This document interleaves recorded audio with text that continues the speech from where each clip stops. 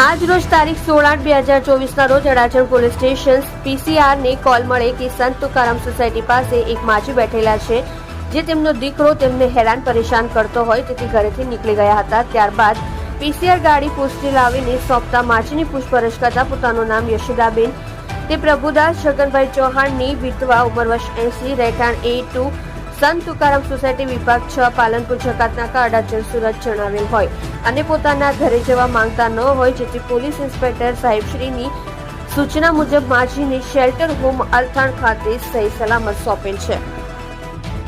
સત્ય માટે હંમેશા સત્યની સાથે જોડાઈ રહો। આ સુરત ન્યૂઝ ચેનલની સાથે।